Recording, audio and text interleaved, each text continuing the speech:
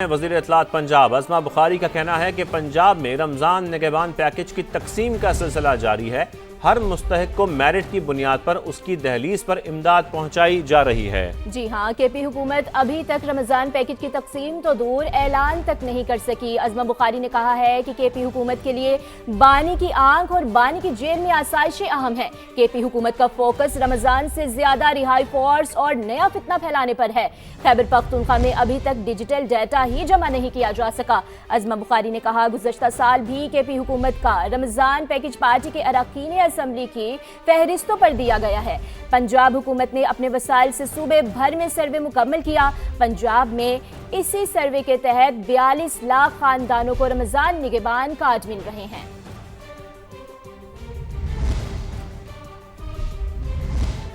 پاکستانیوں کی family tree میں ہزاروں افغان باشندوں کی جعلی انٹریز کا انکشاف۔ نادرا نے جعلی پاکستانی شناختی کارڈ رکھنے والے افغانی باشندوں کے خلاف آپریشن شروع کر دیا۔ راولپنڈی کے 833 افراد کو ذاتی حیثیت میں طلب کر لیا گیا۔ بالکل مزید بات کریں گے اسلام آباد سے سما کے نمائندے قمر منور سے۔ قمر تفصیل آگاہ کیجیے۔ جی، پاکستانیوں کی فیملی ٹریز میں ہزاروں افغان شہریوں نے جو ہے وہ اپنے اندراج کروا لیا تھا، جس کا انکشاف کچھ عرصہ پہلے ہوا تھا، اور نادرا نے ایک میکنزم بنایا تھا کہ ان لوگوں کی شناخت جو ہے وہ آٹومیٹڈ طریقے سے ہو جائے گی کہ ان کی فیملی ٹری میں یہ لوگ شامل ہیں یا نہیں۔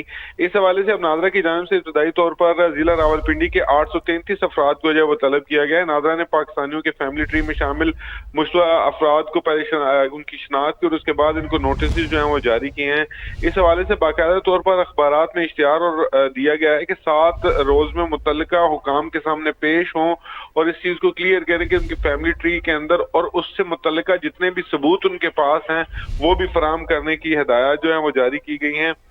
مشتبہ شناختی کارڈ رکھنے والوں کو فون کال اور پیغامات کے ذریعے بھی اطلاع دی جا رہی ہے کہ ان کے حوالے سے یہ کمپلینٹ نادرا کے پاس موصول ہے اور وہ تمام اپنے قوائف جو ہیں وہ جمع کرائیں۔ نوٹسز جاری کر کے تمام مشتبہ افراد کا موقف کو سنا جائے گا اور اس کے بعد ان کا فیصلہ جو ہے وہ کیا جائے گا۔ اگر وہ کوئی پروف اور آئیڈینٹی شو نہیں کر سکیں گے تو ان کا شناختی کارڈ جو ہے وہ مکمل طور پر کینسل کر دیا جائے گا۔ اور کمر جو حکام کے سامنے پیش نہیں ہوں گے ان کی پھر شہریت ختم کی جائے گی؟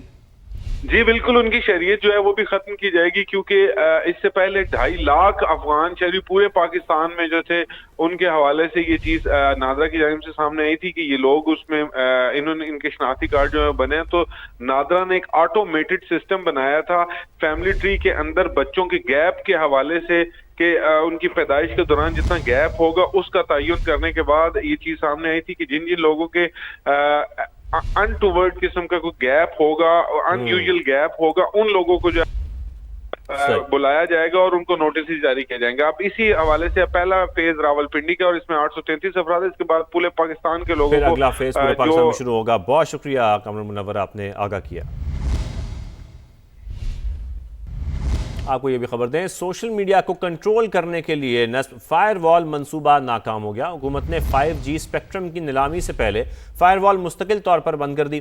سرکاری ذرائع کے مطابق فائر وال منصوبہ ناکام ہونے سے قومی خزانے کو اربوں روپے کا نقصان پہنچا ہے۔ یہ فائر وال 2024 میں نصب کی گئی تھی۔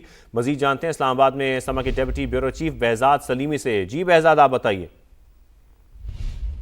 جی، پاکستان میں سوشل میڈیا کی مانیٹرنگ اور کنٹرول کے لیے حکومت نے 2024 کے وسط میں یہ فائر وال منصوبہ نصب کیا تھا، اور اب سرکاری ذرائع کی جانب سے یہ تصدیق کی گئی ہے کہ یہ منصوبہ اپنے مطلوبہ جو اہداف ہے وہ حاصل کرنے میں ناکام رہا، جس کی وجہ سے اب اس فائر وال منصوبہ کو مکمل طور پر بند کر دیا گیا ہے۔ اس سے قومی خزانے کو اربوں روپے کا نقصان پہنچا ہے۔ یہ منصوبہ جب لگایا گیا تھا تو اس پر اربوں روپے کی لاگت آئی تھی، اور اس کے بعد نہ صرف سلو انٹرنیٹ کے مسائل پیدا ہوئے تھے بلکہ جو پاکستان کی مختلف آئی ٹی کمپنیاں تھیں ان کا بھی کاروبار متاثر ہوا تھا، اور اس منصوبے کو شدید تنقید کا سامنا کرنا پڑا تھا۔ تو ذرائع نے اس بات کی تصدیق کی ہے کہ چونکہ اس وقت یہ منصوبہ عجلت میں لگایا گیا اور بغیر تمام تکنیکی تیاریاں مکمل کیے بغیر یہ فائر وال نصب کی گئی تھی، تو اب جب ملک میں 5G آکشن جو ہے ہونے جا رہا ہے تو ماہرین کی جانب سے یہ تجویز دی گئی تھی کہ اس فائر وال منصوبہ کو مکمل طور پر بند کر دیا جائے، جس کے بعد سرکاری ذرائع کے مطابق یہ منصوبہ بند کر دیا گیا ہے۔ اور اب بات کریں گے سوشل میڈیا استعمال پالیسی کی خلاف ورزی جاری، لاہور سمیت مختلف شہروں کے پولیس اہلکار ٹک ٹاکرز بن گئے۔ ٹک ٹاک پر متحرک پولیس اہلکاروں کی نشاندہی کر کے ریکارڈ مرتب کر لیا گیا۔ حکام کا کہنا ہے کہ سوشل میڈیا پالیسی کی خلاف ورزی پر محکمانہ کارروائی ہوگی۔ تفصیلات جانتے ہیں لاہور سے سما کے نمائندے جہانگیر خان سے۔ جی جہانگیر بتائیے۔ پنجاب پولیس کی جانب سے واضح طور پر یہ پالیسی بنائی گئی تھی کہ کوئی بھی اہلکار سوشل میڈیا پر یونیفارم میں کانٹینٹ بنا کر اپلوڈ نہیں کرے گا۔ خلاف ورزی کرنے والوں کے خلاف محکمانہ کارروائی عمل میں لائی جائے گی، اور اب اس وائلیشن کو کرنے والوں کا ریکارڈ مرتب کیا گیا، اور اس ریکارڈ کے مطابق لاہور پولیس کے 165 اہلکار جو ہیں وہ ٹک ٹاک کا بھیجا استعمال کرنے میں ملوث پائے گئے ہیں، جبکہ سیالکوٹ پولیس کے 25 اہلکار جو ہیں وہ ٹک ٹاکر نکلے ہیں۔ اسی طرح سے فیصل آباد کے 13، ملتان کے 13 اور بہاولپور کے 8 پولیس اہلکار ٹک ٹاک پر متحرک پائے گئے ہیں، جن کا ریکارڈ مرتب کیا گیا ہے۔ ان کے بیلٹ نمبر، ان کا ٹک ٹاک کا جو لنکس ہیں وہ ریکارڈ میں شامل کیے گئے ہیں، اور محکمانہ کارروائی کی سفارش جو ہے وہ اعلیٰ حکام کی جانب سے کر دی گئی ہے کہ اب ان کے خلاف محکمانہ کارروائی عمل میں لائی جائے گی۔ ٹھیک ہے، محکمانہ کارروائی کی سفارش کی گئی ہے۔ بہت شکریہ جہانگیر خان، آپ تفصیلاً آگاہ کر رہے تھے۔ بقایا جات کی عدم ادائیگی پر بھارتی ایئر لائن کے لیے بنگلہ دیشی فضائی حدود بند کر دی گئی۔ ایویشن بحران نے مودی حکومت کو نئی سفارتی سکی سے دوچار کر دیا۔ بنگلہ دیشی جریدے ڈیلی سن اور بھارتی جریدے دی اکانومک ٹائمز کے مطابق بقایا جات کی عدم ادائیگی پر بنگلہ دیش نے بھارتی نجی ایئر لائن اسپائس جیٹ کو اپنی فضائی حدود استعمال کرنے سے روک دیا۔ رپورٹس کے مطابق کولکتہ سے گوہاٹی اور امفال جیسے شمال مشرقی بھارتی شہروں کے لیے چلنے والی پروازیں اب طویل اور متبادل راستے اختیار کرنے پر مجبور ہیں۔ متبادل روٹس کے باعث پرواز کا دورانیہ اور ایندھن کا استعمال بڑھ گیا ہے، جس سے ایئر لائن کے آپریشنل اخراجات میں اضافے کا خدشہ ظاہر کیا جا رہا ہے۔ سہ ماہی مالیاتی رپورٹ میں ایئر لائن نے 269 کروڑ روپے سے زائد نقصان کا اعتراف بھی کیا۔ رمضان میں ایک سوال بار بار سامنے آتا ہے، کیا شوگر کے مریض روزہ رکھ سکتے ہیں؟ سما کے نمائندے دانیال عمر اس وقت پروفیسر ڈاکٹر اسرار الحق کے ساتھ موجود ہیں، ان سے بات کرتے ہیں۔ جی دانیال، کیا کہنا ہے طبی ماہرین کا؟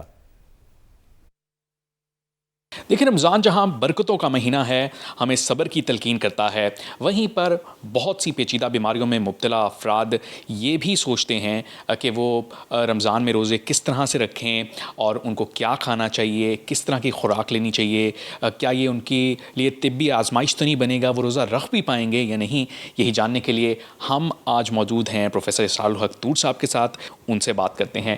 ہر تیسرا بندہ تقریباً ڈائبیٹک ہے، تو ایک تہائی بندوں کو آپ روزہ رکھنے سے تو منع نہیں کر سکتے۔ اپنی ڈیزیز کی کیٹیگری کو سمجھیں کہ وہ ہائی رسک ہیں، ماڈریٹ رسک ہیں، یا وہ ایک نارمل بندے کی طرح روزہ رکھ سکتے ہیں۔ جو ادویات استعمال کر رہے ہیں ان میں ضروری تبدیلیاں کریں۔ اس کے علاوہ جو ایلیمنٹ آ جاتا ہے وہ بازاری تلی ہوئی چیزیں ہیں، جن میں آئل بعض اوقات صحیح نہیں ہوتا، ری ہیٹڈ فوڈ ہو رہا ہوتا ہے، اس میں دوبارہ سے وہ اسی آئل کو استعمال کر رہے ہوتے ہیں، جس میں ایسے کچھ کمپاؤنڈز بن رہے ہوتے ہیں جو جسم میں آسانی کے ساتھ موبلائز نہیں ہوتے۔ گلی محلے میں جو بننے والے پکوڑے، سموسے اور اس طرح کی چیزیں ہیں، اس کے ساتھ صفائی ستھرائی کے معاملات ٹھیک نہیں ہوتے۔ اگر صفائی کا بھی خیال رکھا جائے، صحیح آئل بھی استعمال کیا جائے، اس کے باوجود ڈائبیٹکس اور ہارٹ پیشنٹس جو ہیں ان کو یہ کنٹری ان کی مانیٹر کرنے کی ضرورت ہے۔ رمضان میں چاہے کسی کو ڈائبٹیز ہے یا بلڈ پریشر ہے، وہ روزے رکھ سکتے ہیں، صرف انہوں نے اپنی جو ڈائٹ ہے اس کا خیال رکھنا ہے، تلی ہوئی اشیاء سے پرہیز کرنا ہے، اور پھلوں کا استعمال